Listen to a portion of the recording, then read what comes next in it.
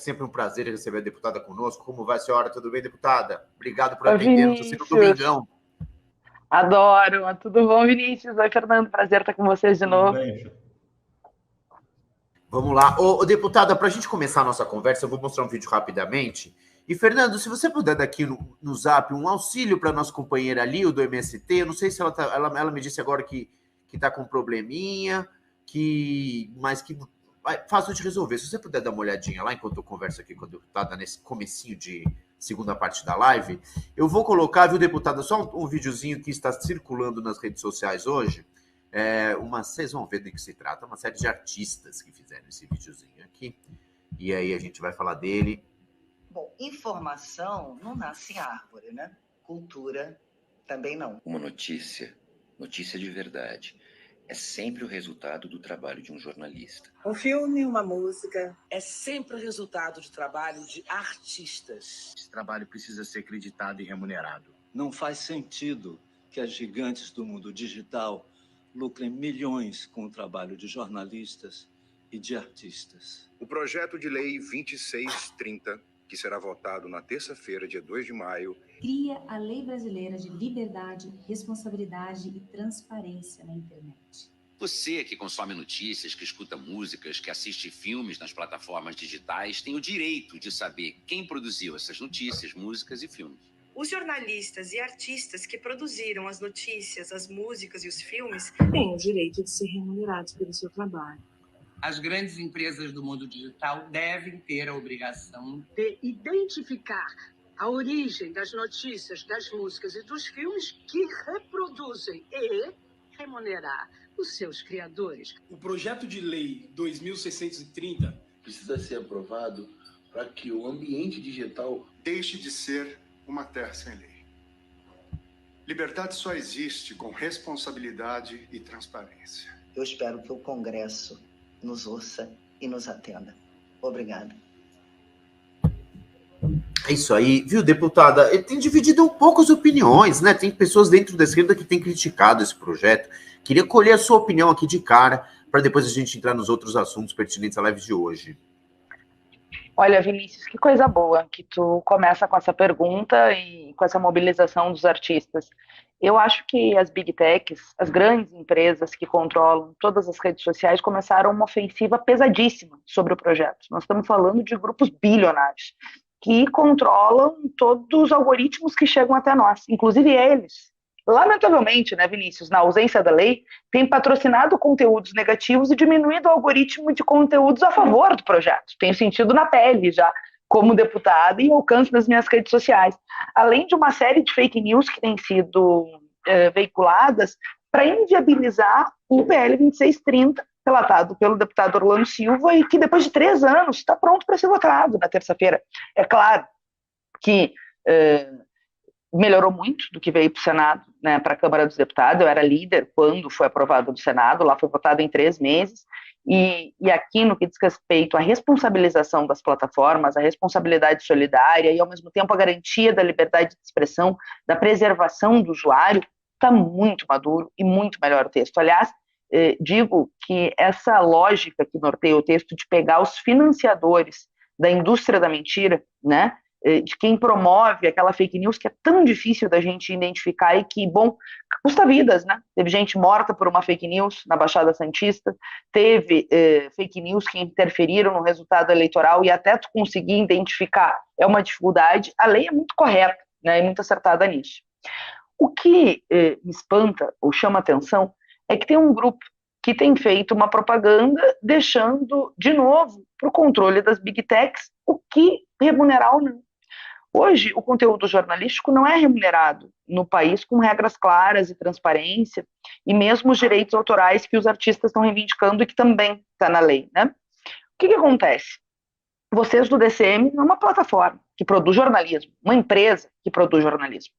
E as grandes Big Techs podem ganhar com todo o conteúdo que vocês produzem e simplesmente não pagar nada por esse conteúdo produzido, para vocês e para todos os veículos de comunicação empresariais ou independentes, porque a lei protege. E o que eles querem? Manter a ausência de legislação. Manter a ideia de que o Google escolhe quem paga. E escolhe quem paga entre vários canais, né? Mas sem nenhuma transparência, sem nenhum controle, e ao mesmo tempo pode deixar de pagar a qualquer tempo. Não é uma obrigação pagar o conteúdo jornalístico produzido por um jornalista, produzido por um veículo de comunicação, produzido pela mídia brasileira. Isso é um escândalo. E agora a gente viu uma enxurrada de fake news sobre o projeto. Infelizmente, gente de esquerda e de boa fé compartilhando coisas que não têm nenhum fundamento com a verdade, como o caso do artigo 32, né, que não só não prejudica os veículos independentes ou as pequenas e médias empresas, como pode proteger. Não ter a regulamentação do conteúdo jornalístico, aí sim, é que prejudica os veículos independentes da mídia tradicional, prejudica a mídia brasileira de uma forma geral. Sim, pode ser, mas nós estamos falando dos pequenos que têm feito o debate combatendo e criticando os monopólios do meio de comunicação, crítica que eu compartilho, e que obviamente nós temos que avançar na ideia da democratização dos meios de comunicação, mas ao não votar o PL, vai deixar a controle dos monopólios de grandes empresas capitalistas e bilionárias internacionais, que é o grupo Meta, que são os grupos que controlam as redes sociais e que controlam o que a gente gosta, que sabem os nossos gostos a partir dos dados nossos que captam e nos induzem determinados conteúdos sem nenhuma transparência, sem nenhum controle, sem nenhum nada. Sem contar, isso falando assim, do geral, do usuário, nós, eu, Fernanda, Vinícius, tu como jornalista, mais grave ainda, porque eles podem pegar algo produzido por ti, ganhar com isso e ao mesmo tempo não remunerar o teu trabalho, não remunerar o trabalho do DCM, não tem nenhum critério de transparência e de controle de que eles paguem, né, esse conteúdo. Mas do ponto de vista individual, eles induzem os algoritmos que chegam na gente, o que chega e o que não chega, constroem as bolhas, fomentam as bolhas de ódio e ao mesmo tempo, gente, não vamos ser ingênuos. O trumpismo não caiu de paraquedas no mundo, não foi só um cenário de uma crise econômica e social profunda, que também foi, a gente nunca pode tirar o contexto político, mas teve gente, né, das grandes plataformas que formou e uma série de veículos que foram, enfim, alçados nas redes para chegar nas pessoas. Então nós estamos aqui falando das liberdades democráticas e da preservação do controle, da transparência e da possibilidade de democratização do que chega a nós. E hoje é controlado por esses grandes monopólios. Além disso, né, porque tu me perguntou especificamente da remuneração de conteúdo, que é parte do que os artistas estão falando dos direitos autorais, que eu concordo, e que bom que está no projeto isso, que é um escândalo que os artistas não recebam os direitos autorais das suas obras nos últimos 30 anos no Brasil. Então, os grandes big techs têm que pagar esses direitos autorais dos artistas. Mas, além disso, nós estamos falando da preservação de vidas. Hoje, uma plataforma, ela simplesmente não se responsabiliza pelo que é postado. E tudo bem, algum indivíduo pode fazer uma postagem que tenha crime e a plataforma não saber, né? Agora, quando for notificada, tem que tirar do ar se um crime está sendo promovido, e se mantiver este crime, ela é responsável e solidária por isso. Eu estou falando de crime mesmo, de golpe na internet. Tem um caso no Facebook, por exemplo, que os criminosos patrocinaram mais de 150 vezes o mesmo golpe. E é óbvio que a plataforma tinha conteúdo. E eles pagavam, a plataforma ganhava o patrocínio. Só que quem? Perdia o povo brasileiro, que caía no golpe. A dona Maria, o seu João, o seu José. E aí depois que a empresa que o golpe é dado, quando tu vai buscar o direito, vai na delegacia, produz o boletim de ocorrência, tu não tem como responsabilizar a plataforma que tinha conhecimento prévio e ganhou com o golpe, porque os criminosos criavam perfis falsos e patrocinavam o golpe. Não, gente.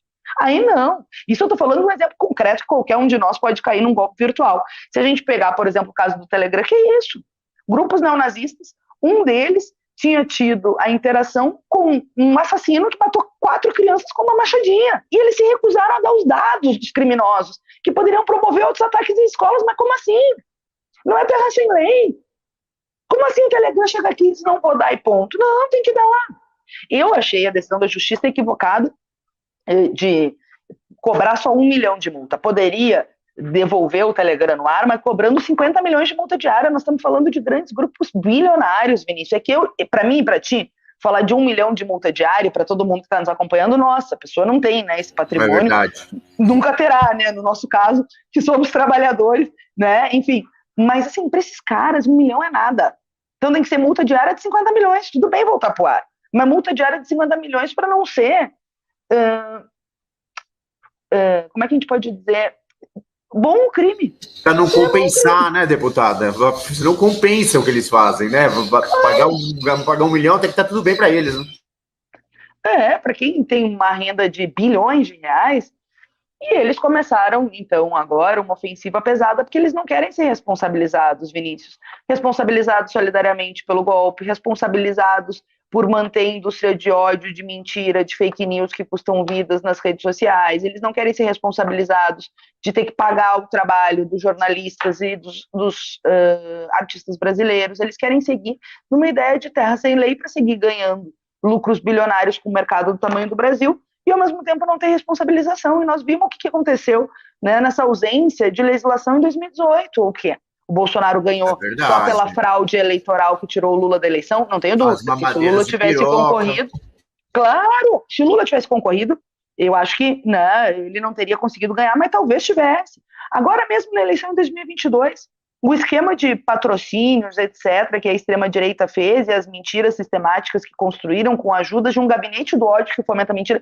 Sabe que eu acho que isso o projeto é muito bom. O Orlando fez um trabalho incrível. Porque, veja, às vezes tem a Dona Maria, desavisada, que recebe no grupo da família uma fake news e repassa. O projeto não responsabiliza a Dona Maria. O projeto responsabiliza quem foi o fomentador, responsabiliza na retirada de conteúdo. Claro, a Dona Maria não pode ficar mentindo nas redes sociais dela depois que foi identificada a mentira, e as plataformas notificadas têm o direito do usuário poder recorrer, e tudo dentro do devido processo legal. Mas busca responsabilizar os grandes grupos que financiam a indústria do ódio, como aquela empresa israelense que era paga por determinados grupos econômicos e políticos internacionais para produzir uma enxurrada de mentiras, né, no processo eleitoral. Se a gente pegar o que a Cambridge Analytica fez, por exemplo, no Brexit e na eleição do Trump, é crime. E o projeto busca quem é, obviamente, os fomentadores, né, os financiadores e essa indústria da produção da mentira.